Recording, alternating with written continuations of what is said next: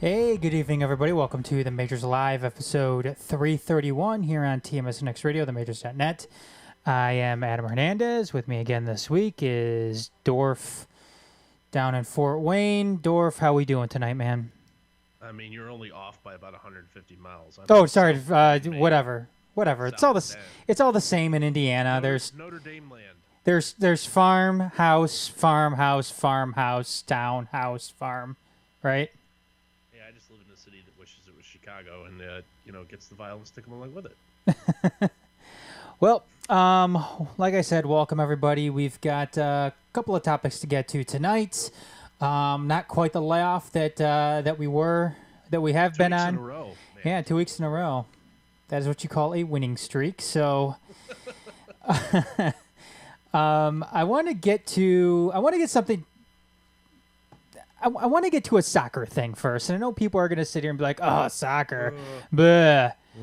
I can't. Soccer's not a sport." Well, I'm not going to say it's not a sport. It's just not one I find entertaining. Well, soccer has become bigger. Is that fair in the United States over the past decade? Yeah, but I'm gonna sound crass in my analogy here. Just because this puddle now contains 3 drops of water doesn't mean it's any bigger to the compared to the ocean. No, I mean, true. I mean, I'm not gonna try to make the argument that soccer, even when we're talking MLS, is on par with the NFL or the NHL, the NBA, the MLB, or even the NCAA for that matter.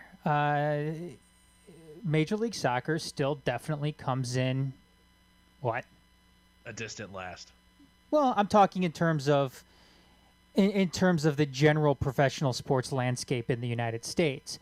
I mean, and I know the NCAA isn't professional. They ain't here to play school, man. They ain't here to play school. What would you say it is, though? 6th? Would you put it ahead of NASCAR, or would you put it behind NASCAR? There's actually money in NASCAR, and there's successful. It's been incredibly financially successful. It's definitely not as big as its peak back in late 5 years ago. 08, yeah. 2008 to 2012 when ESPN was carrying all their races and stuff like that. It's definitely not as big as it was when it peaked, and it's definitely not as big as the the good old days with Daryl Earnhardt. Back in the days of Dale Earnhardt Sr. But at the same time, it still prints money, and even if we just want to take the business entirely out of it, which you really can't when judging sports, the MLS, which I think is what we're going to start to get into here, I'm going to Well, before you continue with that, I just wanted one quick point on NASCAR, even though it's not relevant to it's not the topic we've been going for. NASCAR has been its own worst enemy. Yeah. They tried to fix what wasn't broken. It definitely hurt them, but at the same time, is it still incredibly popular in a not insignificant portion of the country? Absolutely. I think some of NASCAR's problems, though, are you could go back and forth with. Well, you can relate them to what's happening in MLS, and you were getting ready to make an MLS point there, so go ahead, Dorf. Well, the MLS is still it's financially solvent. It isn't being propped up by another sports league like the WNBA. Their players are starting to make they make a living wage. Are they still dwarfed? This is America. We do everything bigger, better, and more financially successful. It's still dwarfed by soccer on five. Well, hold on. Let's Dorf, before you get too into it here. Let me try to introduce the topic. In terms of the totality of what we're going to be discussing here in the first segment. Sure. But I want to start off with the Orlando City FC. Last Monday, they fired their coach, James O'Connor. Now, in the short term here, I mean, this doesn't mean a whole lot. I mean, coaches get fired and hired all the time, right? And what we have here is, a small market Orlando City FC team that fired their coach. Whoop-de-doo. The problem, though, with something like this is the Orlando City FC has been around for, I believe, 5 years, which isn't that long in the grand scheme of things. Obviously, with sports franchises, 5 years is, I mean, hell, you're still basically an expansion team at that point. Well, you at that point, I'm not entirely familiar with how like talent development goes in the MLS, but if it's like similar to Major League Baseball, you don't even have your first draft class really hasn't matured yet. They're not at their athletic peak yet. So. They're on their second head coach. That was their second head coach. No, they're soon to be on number 3. Soon to be on number 3. 5 years in the league. Now, again, what does this mean? Wow, they're just a shitty franchise, right? Well, yeah, in some sense, but the problem that this is demonstrating here is an all-encompassing problem to Major League Soccer as a whole. And what we have here is a league that has become way too big in a national market that isn't sustainable. It doesn't have the player pool to sustain the league as a whole. Especially with the restrictive roster rules. Exactly. And it's not you can't compete with other premier leagues around the world. Now this isn't the NHL where the NHL can compete with the KHL or the top Swedish every league. Other sport played in the United States is the top league in the world. Not only, for talent, but monetarily. Yes. And it's not even close. Yes. So they're entirely in a unique situation when it comes to sports, worldwide. They are the bitch in this situation. Yes. And, unfortunately, it's an international game. You compete for players internationally. Yep. Domestic players have no qualms about it. If you're damn good, you're going to go pull a Christian Pulisic and you're going to play in the Bundesliga. Well, you're not not even. Or is he in the Premier League now? I forget where he's at. Well, the thing is the MLS isn't even the biggest league in North America. Liga MX is bigger. And that's Mexico. Mostly in Mexico, Yeah. yeah. Now let's get to a couple of other factoids here, which works against MLS, and why it actually hinders and is a detriment to the success and the growth of soccer as a whole in the United States, and why anybody who has a grassroots soccer base within their city, and there's plenty of them around the country. I know there's one here in Detroit. There's one in Chattanooga. They're all over the place in the United States. Why the MLS? You shouldn't be pining for an MLS franchise club in your city. First and foremost, there's an entry fee. Okay, every sport has an entry fee for expansion. MLS is $200 million. A $200 million entry fee for a league that, like we said at the top of the show, is probably 7th in terms of the top professional leagues in the United States. Not only that, teams Before you move on from that, I want to talk about that, why that's not necessarily a bad thing. Go ahead. Okay. So some of the other upstart leagues you've seen throughout the United States, whether it's this year's challenger to the NFL or a second basketball league or anything like that, what they lack is long-term stability.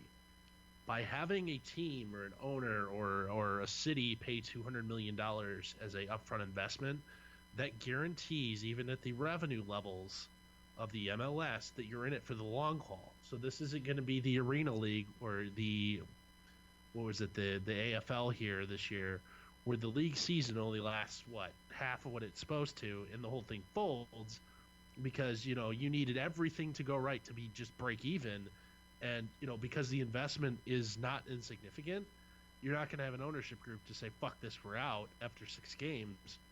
And then all of a sudden your entire league season is in chaos. But the thing is, Dorf, however, here, one more thing.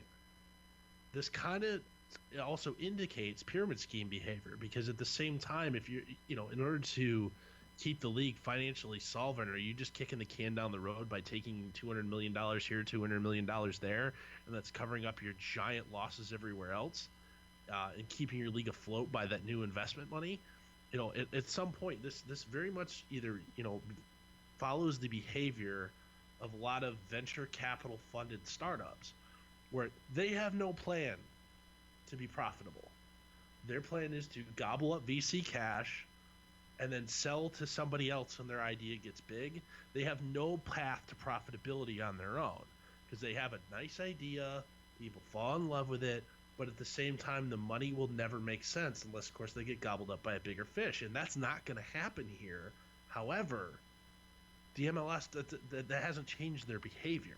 But the thing You're is, going to run out of other people's money eventually. the thing is, though, Dorf, yes, it may be a strategy for long-term success of the organization, or the league, excuse me. Oh, it at least in guarantees in mid to long-term investment in Because the city, so you're not just going to plop a team down and fold it 6 months later. But you may not fold it though, Dorf. Everything else is ugh. You may not fold it, but there's nothing in there that says you can't relocate. Fair enough. And that's been something that has been hindering MLS since the beginning, whether it's folding or whether it's a team picking up and moving. Not only that, and before I move on, though, we know here in Detroit, Dorf, I mean, we've seen owners here in Detroit that have pined for new stadiums, and they've gotten them. Most recently, we've seen the Little Caesars Arena in downtown Detroit, which took, oh my God, what was it? $273 million from the city of Detroit. Its overall cost was close to $1 billion, but yes, about just over a quarter of it was funded by Wayne County. And the city keeps on giving them money without getting any type. What the city's essentially supposed to be, plus tax abatements. Yes, what the city's is essentially supposed to be getting in return is basically a progress report, saying how things are going, and based on your original plan, where are you in terms of meeting those goals? The city of Detroit hasn't gotten anything back from the Ilitch family in terms of where they are with these goals. And some of those goals was developing business in and around what they call the District Detroit. If you go down there now, if you go down... Nice new parking lots. You got a lot of nice new parking lots, which may have been against the law for them to do, which we have something on the our website. I invite you to go take a look at it. Just type in Ilitch Family, Little Caesars Arena, and it'll come up. But if you looked at those lofty goals and ideas when they were first building this place, I mean, they had businesses, they had residential areas, they had a whole bunch of different things that would make a city sustainable for the long run. None of that has happened. The only thing that the Ilitch family has been spending their money on are new windows for the Fox Theater, new seats to replace the red ones, so it wouldn't be able to see so the empty arenas wouldn't be able to stand out as much. They spent money on a new business school, I believe, at Wayne State University. Hey, great, right? That's awesome. That money was donated before Mike Ilitch died. Yeah. Before the District Detroit thing was even a thing. Yeah. So and right now, who's out left in the cold? It's taxpayers in a city that is still pretty destitute in terms of where they're going. They got 3 nice somewhat new stadiums. I mean, Comerica Park is almost 20 years old now, but still, it's nice. It's not falling apart or anything like that. You've got a relatively... it's in great shape. Yeah, you still have a relatively new Ford Field, and you've got a nice new shiny arena for the Red Wings and the Pistons to play at.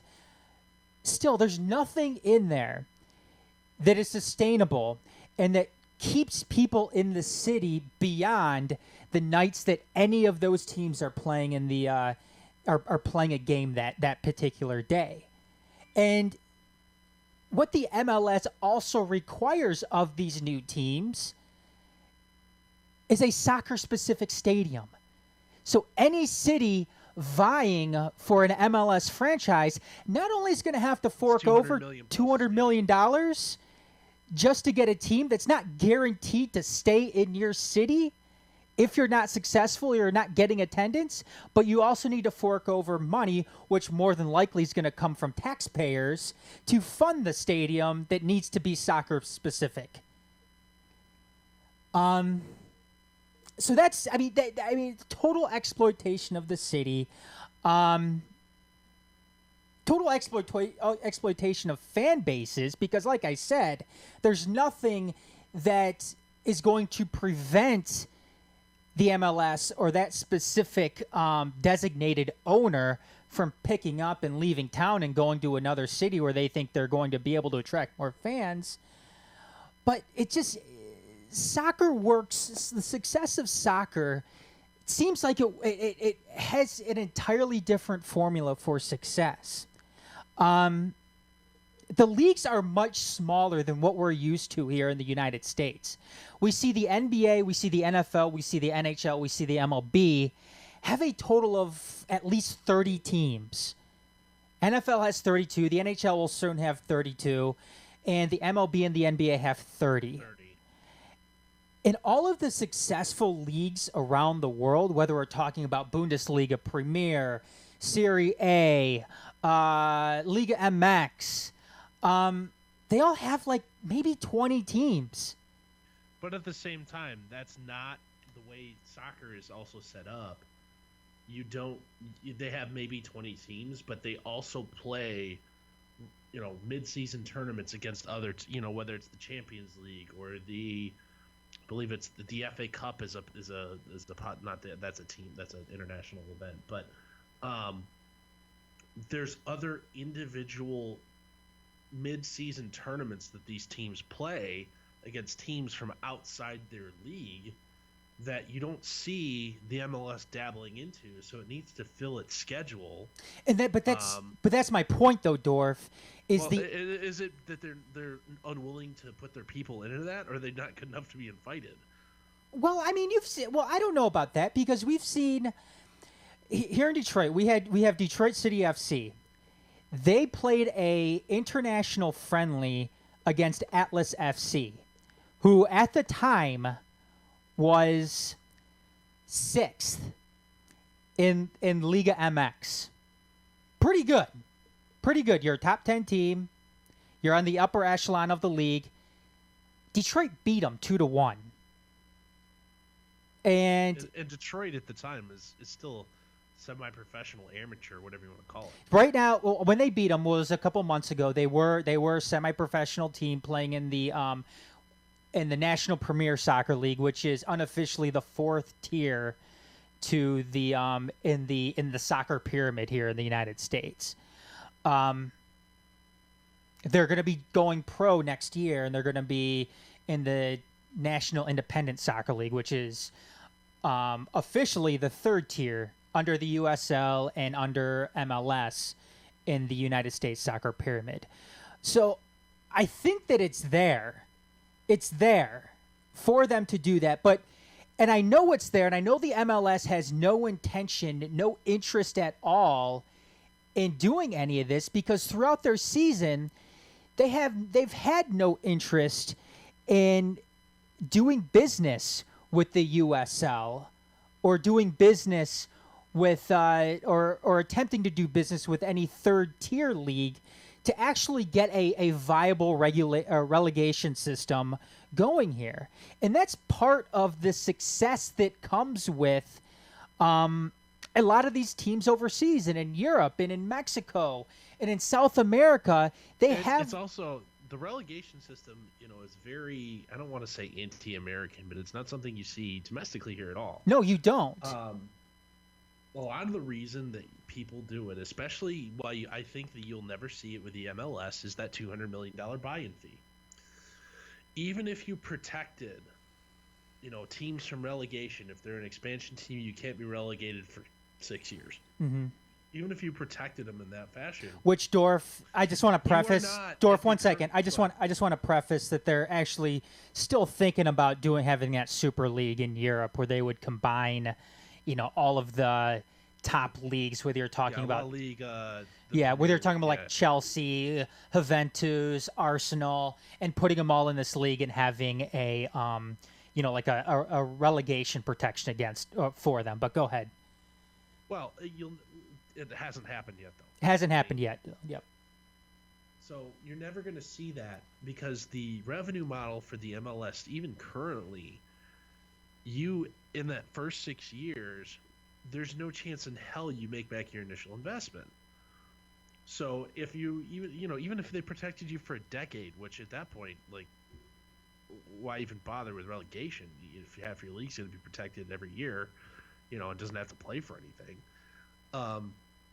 Relegation is actually very good for fans. It forces your team to go for it every Absolutely. year, because if you don't, you're going to get booted. Yep. Even if you do go for it, you still could get booted. But at the same time, $200 million is still not chump change. Even the richest people on the planet. I'm sorry, like, you're never gonna. If you want to come up with some relegation scheme, you're gonna have to dial back the financials involved in here, and that's gonna kill you in every other aspect of trying to grow a successful league, because you're never gonna let owners who are currently bought in will never allow a relegation system to be in place unless of course they somehow got bought out every year. If they get relegated, they get their money back, which is never going to be. There's not enough money to go around to make that happen. See, Dorf, I agreed with you up until the sense where you're not going to be, where you said you're not going to be able to grow a successful league. I think it's well, if you want to grow an internationally successful league, you need to be able to pay more for premium talent, especially when you're competing against teams in Europe. Will pay a guy $20-30 million US a year. You have whole divisions who don't have a collective budget of that for the one guy's getting in Europe. So with that in mind, you'd have to dial back your expenses to get that initial investment cost down, which is going to dilute your talent pool. More guys, more of your domestic talent's going to flee to Europe, and you're back to where you started, and you're back to a talentless league. And right now, you've got some exciting, decent young talent, but then again, like, I pay attention to sports pretty much. I couldn't name anybody. I think right now, and you have all the guys in Europe who are in their mid-30s that are playing their last hurrah professional soccer here, like Bastian Schweinsteiger, who just announced his retirement. At 35 or 36 years old, but at the same time, like, he hasn't been internationally relevant in going on 5 years. I think though, for long-term, like actual long-term success, though. If you want to actually make the sport popular in the United States, and you mentioned it before, it's much better. Relegation is much better for the fans because it forces teams to. Can't tank. You can't tank. You can't be stingy. You have to put the best roster you possibly can out on the field. And what ultimately is going to be success for a team? Is it going to be an initial, cash injection that's going to, be a nice Band-Aid for a nice financial Band-Aid for you, a nice financial prop for you to get you to the next day, to the next day, to the next season, to the next season? Or is it going to be establishing a sound fan base of supporters that is going to grow your club from there? Is it going to be something that is going to eventually attract television television, deals with ESPN or FS1, or making it to those, to the big cable networks, whether it's Fox or NBC or ABC, something that they still don't have. And is it going to be then where you're going to start to garner better attention from leagues overseas and from players that are playing in those leagues overseas, and being able to get a friendly match scheduled with Chelsea or Juventus, or Liverpool, or Bayern Munich? To me, it seems like soccer is so much different because you need so much more of a grassroots movement here in order to actually establish yourself for the long run. I think what the MLS has done was they keep on injecting money, and eventually it's gonna fall flat on them. They have too many teams, too many markets. Dorf, they have 2 teams right now in the state of Texas. They have one in Dallas. They have the FC Dallas, and they have Houston Dynamo. They can't get anybody to go to their games. Hell, you see those Twitter accounts all the time where they sit there and make fun of attendance at like Cincinnati Bengals games and Los Angeles Chargers games and so on and so forth. It's like that in these 2 cities right now when it comes to soccer. They can't get anybody to go to these games. And you know what? And I think it's 2022, don't quote me on that, MLS is adding a 3rd team to the state of Texas. They're going to put a team in Austin. 3 teams in the state of Texas. 2 of those teams already can't get people to come to their games.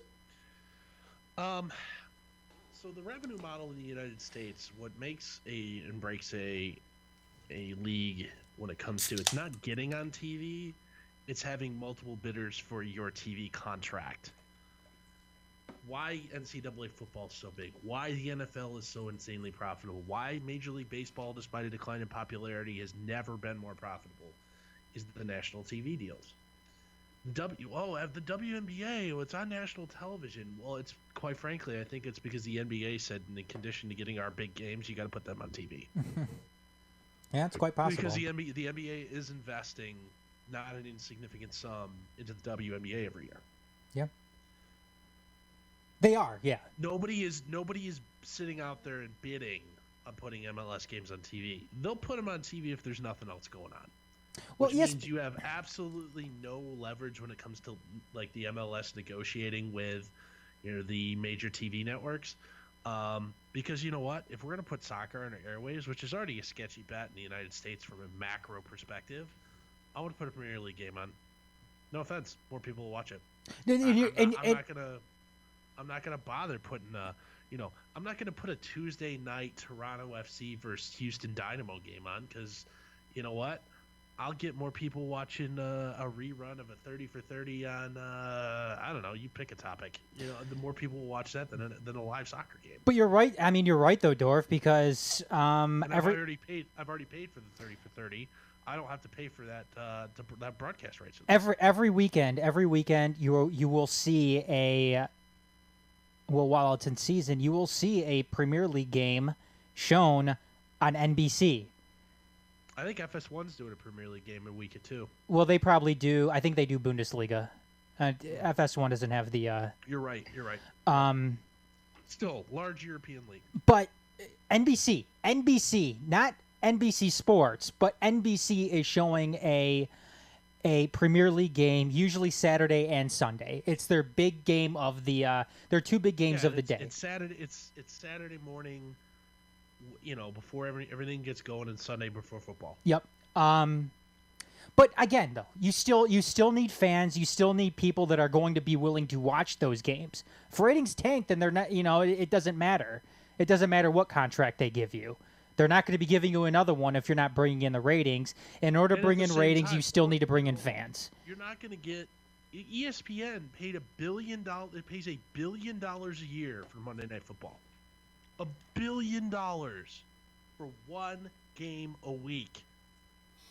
Even if you were getting a couple 100,000 for a national spotlight game per week or 2 games per week from ESPN or something, or Fox or whoever, that would be a start. But right now, I don't know. I don't know exactly what their broadcast deals are or anything like that. But at the same time, nobody's fighting over it. They'll put it on if there's nothing else on because it doesn't cost them anything.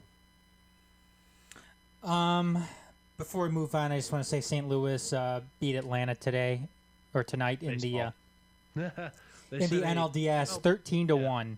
13-1. Postseason record, 10-run first inning. Yep. But anyways, Dorf, let's move on though. Okay. Well, hang on. Before we do that, what do you think will have to happen for the MLS to catch up financially with the other big leagues in the United States? I told you. I think they need to. I think that they need to contract. And usually, That won't solve it alone. That won't solve it alone. On the expense side of things, that's not going to help with revenue. No, it won't.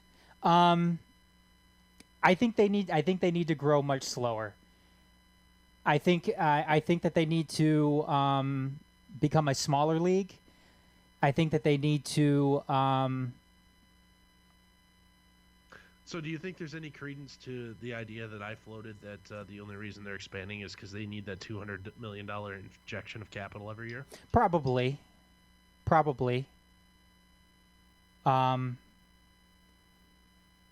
Yeah, because I don't see. Because you look at where they're putting these. You look at where they're putting a lot of these teams. Now, St. Louis is fine. That's fine. But they put a team in Orlando. They put a team which is notorious for just being an awful, Florida's notorious for being Florida, it's all old farts who still follow their old teams from wherever they moved from and apathetic other people. Yep. I think they're putting in a team in Sacramento. They're putting a team in Austin when, the Texas market has already been saturated enough. They're putting teams in cities that just shouldn't have a team right now. Now, there has been some successes. The Atlanta United have been a great success for them. Obviously, the Galaxy have been around for a long time. Pretty good too. Yeah, two teams in New York seem to work.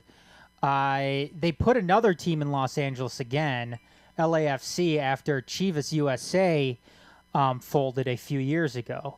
But that just seems to be, par for the course when it comes to any major sports league in the United States wanting two teams to work in the city of LA for some reason. It's a lot of money out there. Yeah. It's just you like I said, you have teams in cities that just can't support them. They can't support them. The player pool isn't big enough. You have to contract your league. The reason that even if you look at teams in other sports leagues like Major League Baseball, for example, markets that aren't solvent on their own because of revenue sharing agreements, the whole pie is still big enough to support everybody, like Pittsburgh, Miami, Milwaukee until very recently. The reason that those teams can survive and be financially solvent is revenue sharing, and there's not enough revenue to share in the MLS, and until that changes, you're not going to be able to put you're not going to be able to support a smaller market. Like you're not going to be able to put a team in Chattanooga, Tennessee, even though they may have a fervent fan base. There's just not enough corporate money there or TV ratings there to support it on its own.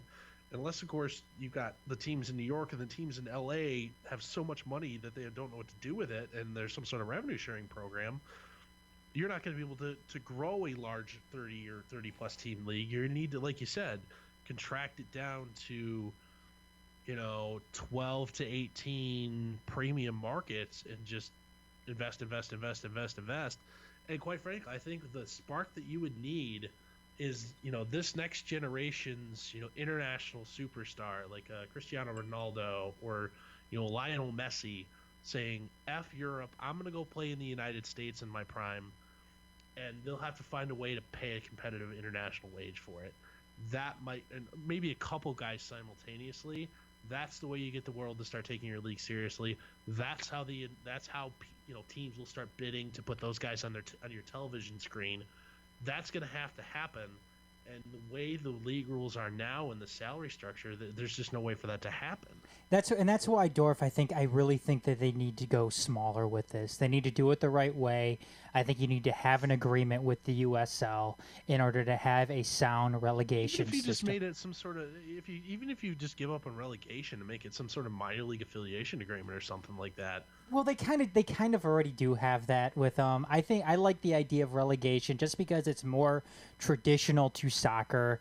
Soccer, like I said, it's a different animal. There's a different formula for success in it. There's a reason. The USA. There's something to be said for us being stubborn and yeah, our way is the best way. When I mean, any other place in the world, they do it the entirely different way, and it's worked for them. Yeah, maybe Chattanooga's fan base there isn't quite on par to support a large MLS franchise. We don't know that though, but who knows? Maybe you have. But no one is willing to take the risk because Chattanooga, Tennessee, outside the University of Tennessee, UT Chattanooga, which isn't even like the big one. But hold on though, Dorf. There's not enough people there. I mean, realistically, 25,000 seat standalone stadium is probably what they're looking for. Let's. I mean, you would need a third of the population of the city to go to a game every time that they play. Okay then. Let's take Detroit then. Let's take Detroit. And say you put Detroit City FC in the US. Detroit team. Yeah. Let's say you put them in the USL. You put them in the USL. There's relegation, and all of a sudden, you know what? Detroit City FC they finished within the top 3 of the USL, which means they are getting promoted to MLS. How much extra attention do you think that they're going to garner from around the city of Detroit saying, "Hey, you know what? We have a team that's in USL right now. It's professional soccer." I think there'll be more eyeballs. Will there be a significant growth of dollars to back up the additional financial needs of that chump? I think there's too much risk in saying yes to that question. But you know what though? We have a formula. Right now the formula that has shown to work with soccer it's already happening right now. You're right. In Europe. The US model for this, it hasn't been successful. How many soccer leagues have we had in the United States that have tried this same model and have gone under? All of them. All of them have. MLS has been. Or do we just need to face it that soccer just isn't that damn popular here and never will be? Maybe that is the fact. Maybe it is, but that doesn't mean we shouldn't have it. Here's the. Sure. At the same time, like maybe you need to adjust expectations. You're never going to be able to compete with Europe, and that's okay. Maybe. I just think that what leagues have been trying to do, or what MLS has been trying to do, is just get too big too fast. And I think you might be onto something, Dorf. I think that maybe they're in over their head. Maybe they need that $200 million injection, which is why they continue to expand. And it kind of Ponzi scheme type behavior. Yeah, that's exactly what landed Bernie Madoff in jail with trying to land those fake investments to keep himself going, and all of a sudden he fell flat on his face and he's in prison for the rest of his life. He didn't fall flat on his face. He had tons of money. He just got caught. But yeah, the market though was starting to crumble when he got caught. Sure. And, anyways, we'll save that for our financial show in a couple of weeks. I'm kidding. Is that news to me? We're launching one of those? No. All right. No. Anyways, though, let's move on though. Mm-hmm. NBA in China. Go ahead, take it away. Before we go into there, did you watch the South Park episode Banned in China? I didn't. I heard about it, and I heard it. Oh my god! I heard it. You have to. I read a synopsis on it. I will watch it though. It's wonderful. You need to, and those who are listening, whether live or on the replay here, If you haven't seen it yet, oh my God, I think it may be one of their best that they've ever made. Really? Absolutely. So the NBA has a problem. They're trying to make huge market inroads, both with popularity and financial support, with the cash infusion that growing in China will bring them. The NBA has been diligently working on growing the game there, and so they can get some of that Chinese money. The general manager of the Houston Rockets, Daryl Morey, on his personal Twitter account, tweeted something in support of the protesters in Hong Kong, who are largely protesting essentially Chinese overreach into their autonomous region related to a extradition bill that was almost passed by, I forget how the government structure exactly in Hong Kong works, but would essentially allow China to reach in, grab anybody who's a political dissident out of Hong Kong, and disappear them forever. So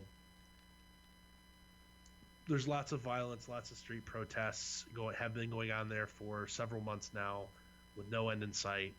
The general manager of the Houston Rockets essentially tweeted support for them. That pissed off the government minders in China, who ultimately control the NBA's financial fate in expansion into that market. Despite the NBA's backpedaling to, he doesn't speak for us. It's that's not the opinion of the National Basketball Association and the Houston Rockets. Oh, by the way, the Houston Rockets are the fan favorite team of the Chinese. Has the largest Chinese fan base out of any NBA team. The NBA Cares event was canceled. The Chinese state broadcasters announced they're not going to carry as many games this coming year.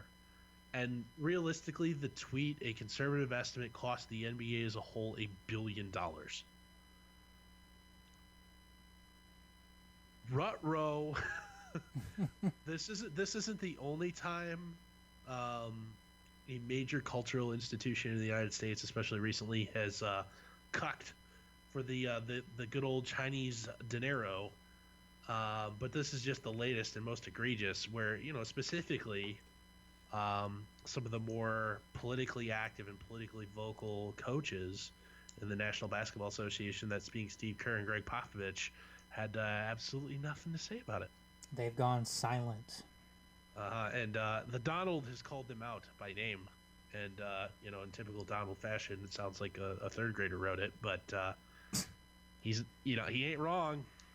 Yeah, he also shouldn't be opening his mouth, though, because Donald Trump has proven to be, he's proven himself to be a complete coward when it comes to something like this as well, not wanting to, speak up himself about the protest, and I can go on about Donald Trump. That's not what this. Well, I mean, at the same time, this isn't even acknowledging the internment of the western part of the country of the Uyghur Muslim minority. In China, you're talking about. In China, yeah. Where we got, they fully admit they're throwing them in re-education camps. Yeah. And that's exactly what they call them, and it's not a secret. And then there's plenty of smoke to the rumor that they're being butchered and harvested for their organs. So, for the rich masses on the east coast of that country.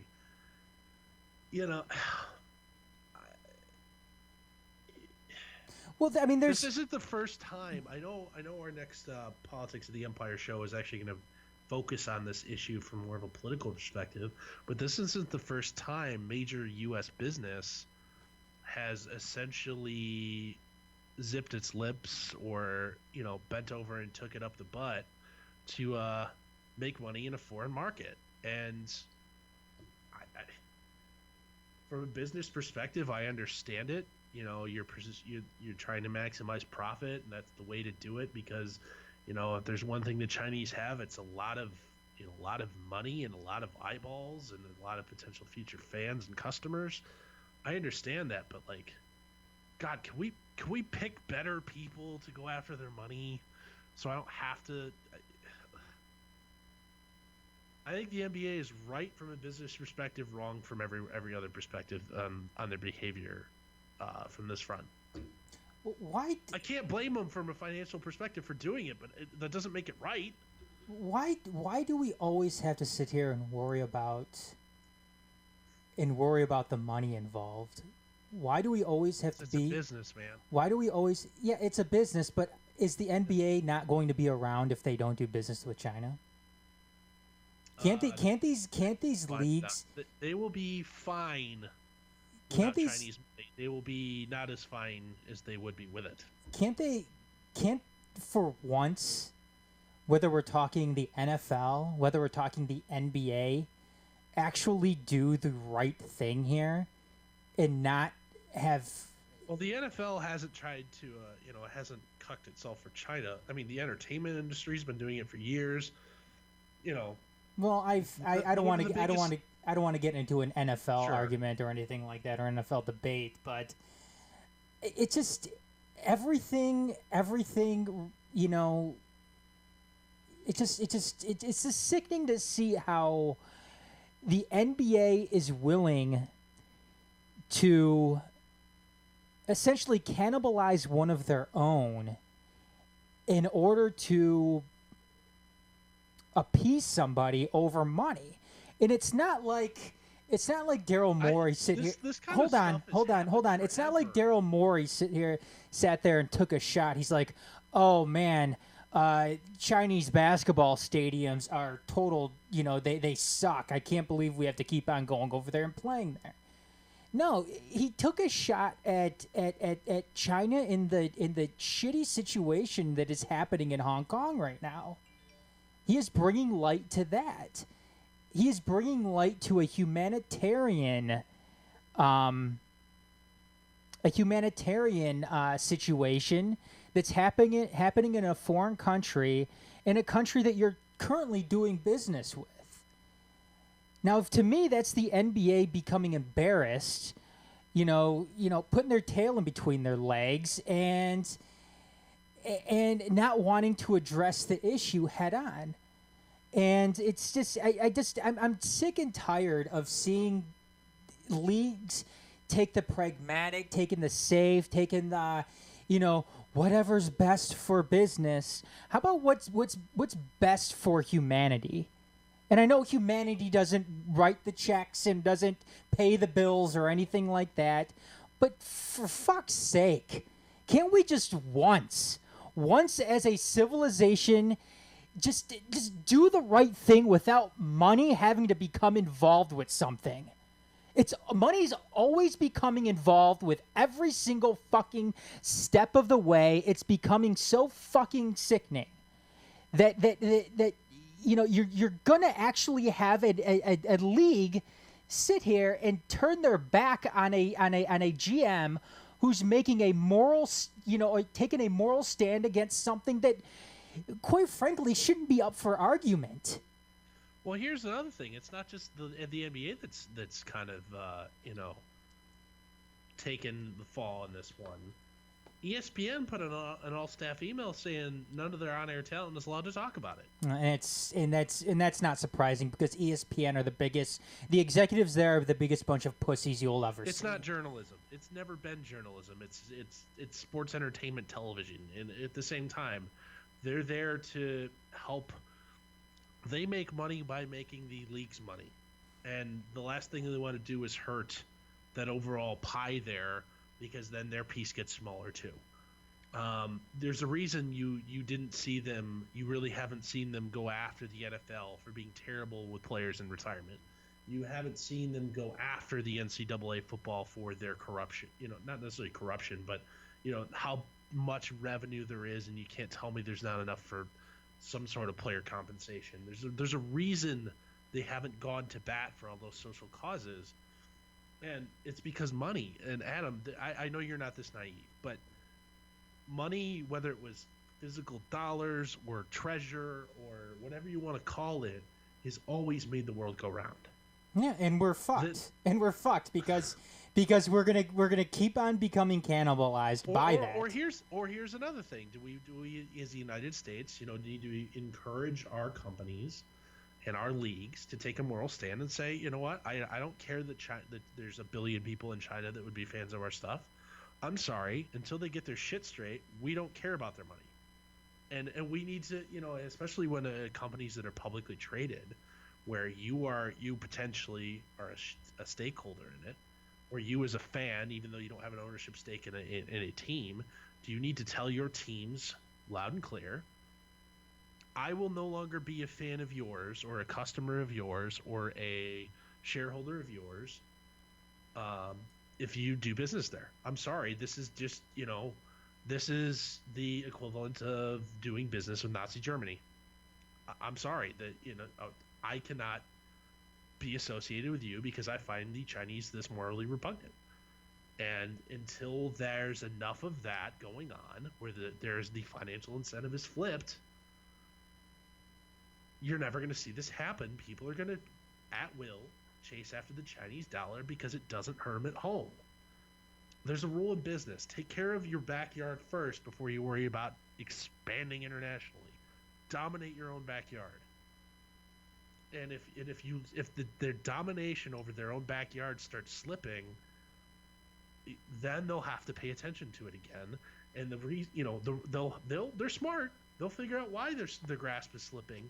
It's because, you know what?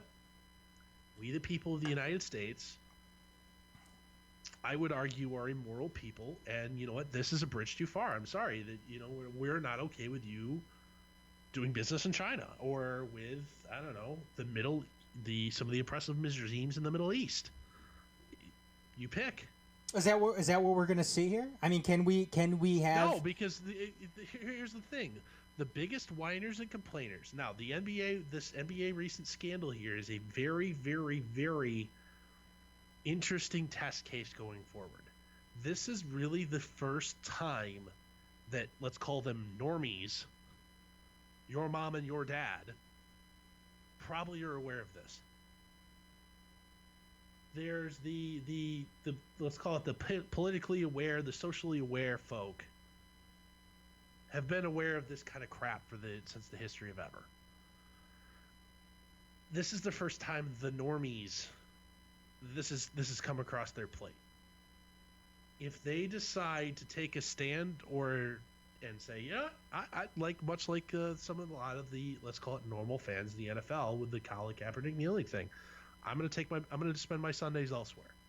If you start seeing that, they'll have to retreat, or they say, fuck it, we don't care. We'll suck off the China and lose domestic viewership because the overall dollars will grow, and you know what? That's their choice, and we don't have to continue to watch, cover, or care about them. I don't know that the ability to care about what's going on halfway around the world to people you don't give a shit about is significant enough for people to turn away from their bread and circuses. I'm sorry, I don't think it's there. I don't think we as a people who love our sports ball so much are willing to take that stand. Or, we as a people are willing to not shop at Walmart anymore as long as they keep doing business with Costco, who just got one of their suppliers was just sanctioned for using slave labor in China or something like that. Just popped by the some U.S. trade associate or government trade organization or something like that. Until you're willing to say, I will not shop with you again until you source this from people we don't find disgusting. That's not there because, quite frankly, I'm not a big NBA fan. I don't think I'd be willing to stop watching the NFL if this same scandal was happening with them. I'm not willing to give that up. I get too much utility out of it for me to give a shit about the plight of people across the world. That makes me sound like a horrible person, but I'm just being honest, and I don't think I'm atypical in that regard. Well, that's fine. I don't want to get too political about it right here and now because we're going to do a show on that next week. We are going to do a show on it next week, and next Tuesday, tune in, 8 o'clock. if we get too political about it right now, then we will probably be on for another 2 hours. So, Sure. I. So, anyways, like I said, stay tuned for that. Politics of the Empire, theempiremedia.com. 6 days. Yep, 6 days next Tuesday. So tune in for that. I'm just going to ask right now, where do you draw the line? Where's that line drawn? When's too? How far is too far? What's Hey, when? I think When do you? When is it?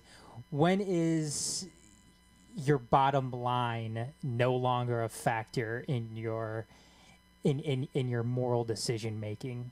That's it. until it hurts the bottom line to not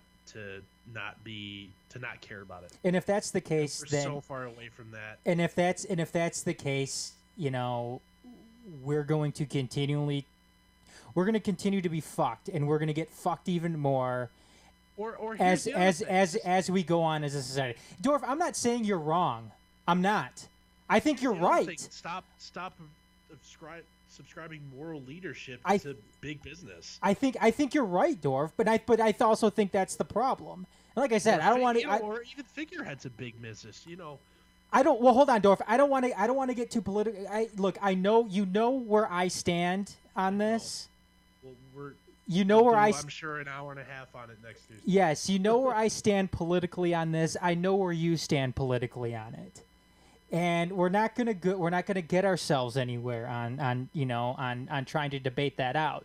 The only thing I'm going to say is that you're absolutely right. You would need the average basketball fan to do what let's call it America did with the national anthem protest in the NFL. Yeah, Turn off and come back. And quite frankly, the average basketball fan, in my estimation, does not give a shit. They do not care. This will not hurt the NBA. It is a temporary scandal. They'll be over by the time the regular season starts. Wait, you're The talking only about you said if there's an anthem protest? Oh no, that you would need the average NBA fan to do what America did to the NFL surrounding the anthem protest, to stop watching. Mm-hmm. And quite frankly, the stereotypical NBA fan, I don't think they care. Maybe I don't know. I really don't think they care. And the only thing that you could do to prolong this scandal beyond probably the end of this week is to fire Daryl Morey over it. Which they're not going to do. Which they're not going to do, because that would prolong the scandal and make shit worse. Yeah. I think he's a decent basketball executive. He's put together a pretty good team. I think they're flawed in it, which will prevent them from ever winning an NBA championship. But that has nothing to do with the situation in hand. Absolutely. You can't fire him for his basketball personnel decisions just yet. No. Let alone before this, a week before the season starts. If the Houston Rockets fall flat on their face with, the firepower that they have now. Yeah, this may be a contributing factor to his firing. Yeah. But at the same, he's not going to be fired for this unless, of course, they come out and start something stupid 10 games below 500 in their first 25. Yeah. Dorf, let's move on. Quick around the diamond with the MLB postseason. Like we said earlier, we have the St. Louis Cardinals beat the Atlanta Braves 13-1 tonight after scoring 10 runs in the first inning. Another team that had a good start the other night, not quite 10 runs in the first inning, but the Tampa Bay Rays got to Justin Verlander, knocked him out, I believe, after 4 innings. 3 2/3. Yep, and have forced a Game 5 against the heavily favored Houston Astros. Hey man, I was wondering if the Astros would lose a game and Yeah. Look out. Yeah, look out. I mean, you look at our latest Sandlot report. I don't know if you published that yet or not, but I might have said I don't think that anybody will challenge them. And they're in Game 5 in the first round. Well, Dorf, on that note, let's go ahead and bring this up to bullet point number 2. All right. Bigger surprise, the Tampa Bay Rays or the Washington Nationals? Nationals. With how bad their bullpen was throughout the entire year, Max Scherzer was really, really struggling down the stretch. some injuries in the pen, especially down the stretch as well. I think the fact that the Nationals are currently, by the way, they're down 3-0 in the bottom of the second to the Dodgers here in Game 5 right at present. Mm-hmm. I think the Nationals, especially with how bad they were at the beginning of the year, were a bigger surprise to make it. But the Rays and the way they're constructed, they'll never face a bad platoon matchup with the versatility of that roster.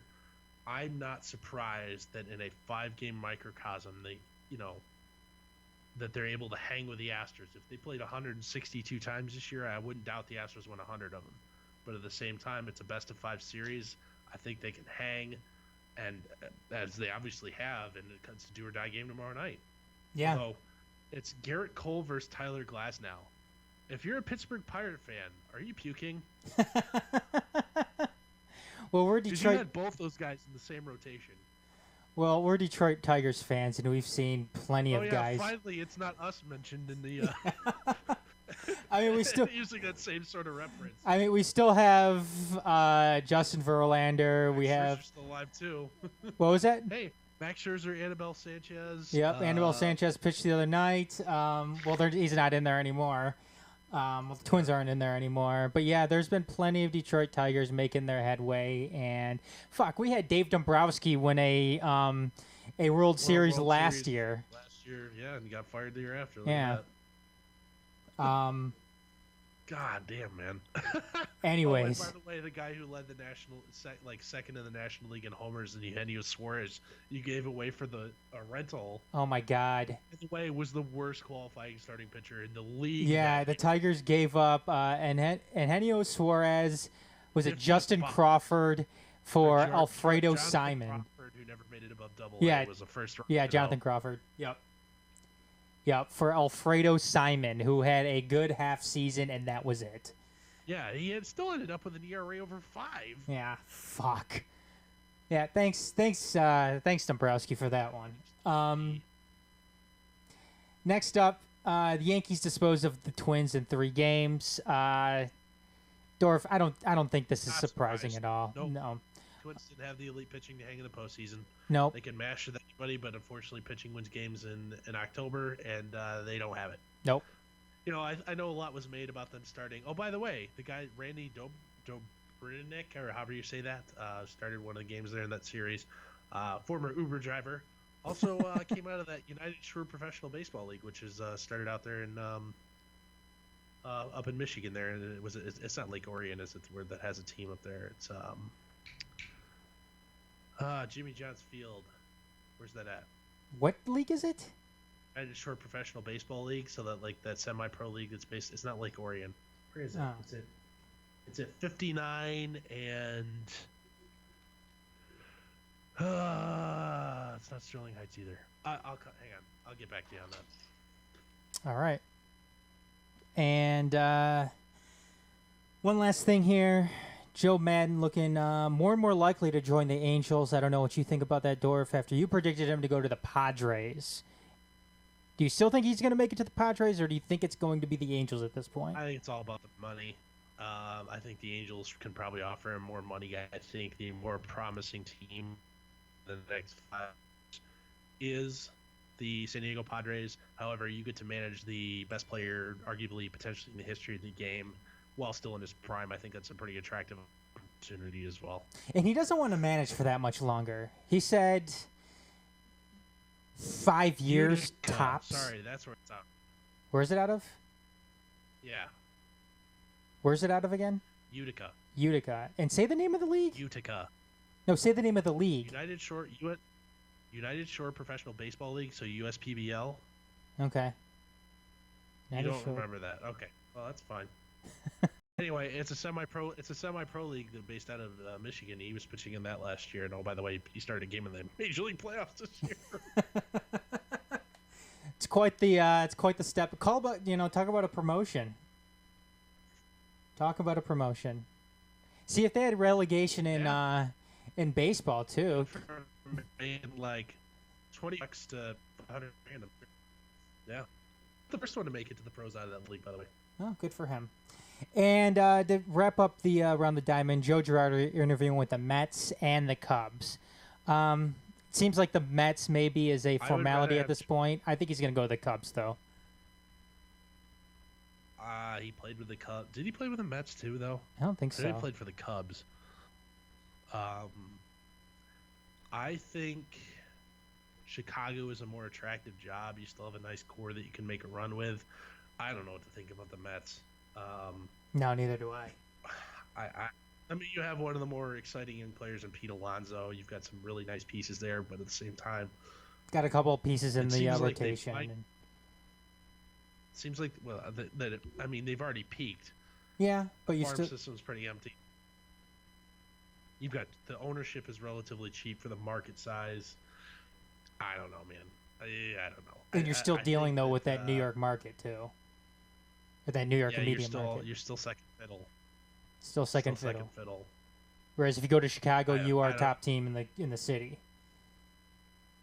You are king supreme, especially now that the Bears really, really, really have figured out they don't have a quarterback. You're going to be top dog in that town for several more years going forward. Chicago, then. All right. Yeah. Dorf. All the things equal, yeah, Chicago. Yep.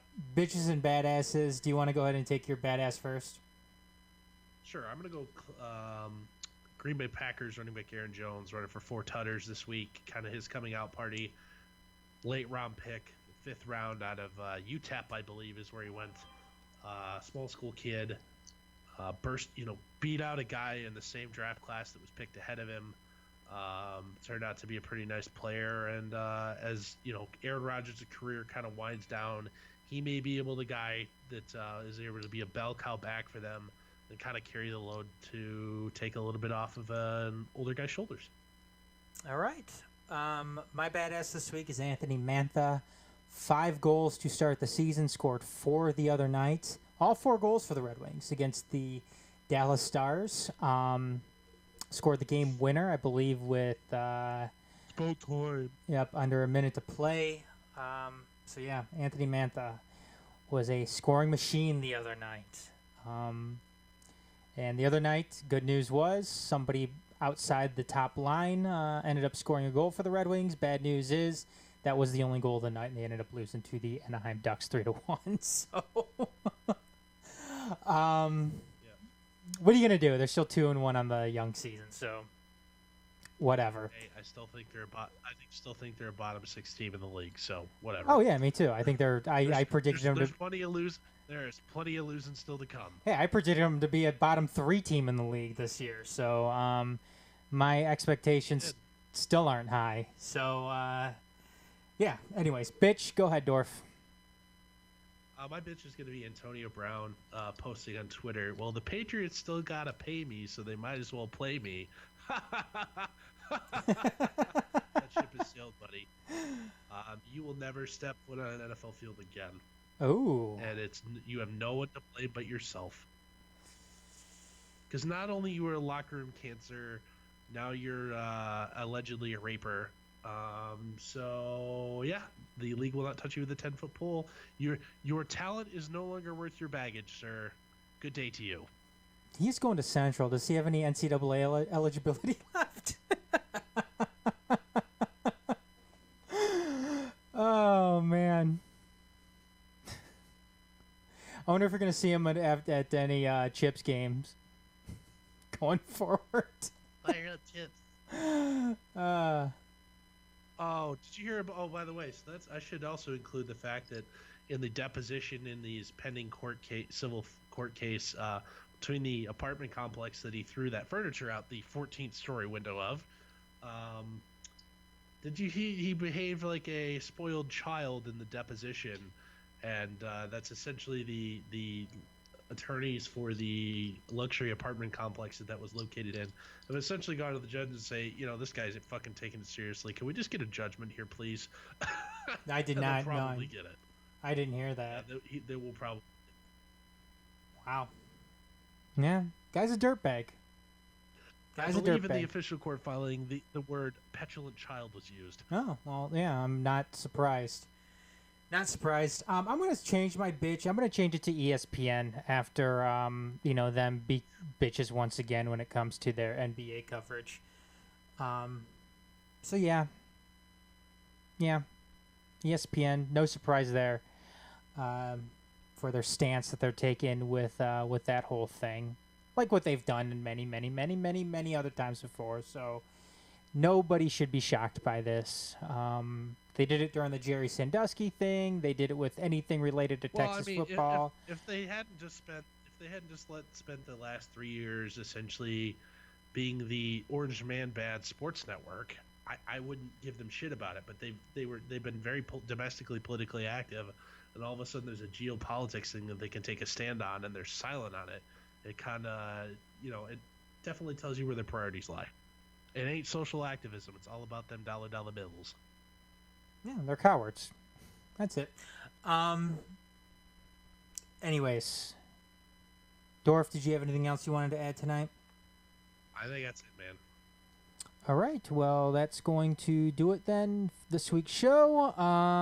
Catch us again next week, same time, same place, right here on TMS Next Radio, themajors.net. So for Dorf, I am Adam, saying I hope you have a good night, good rest of the week, and we will see you next time. Bye for now, everybody.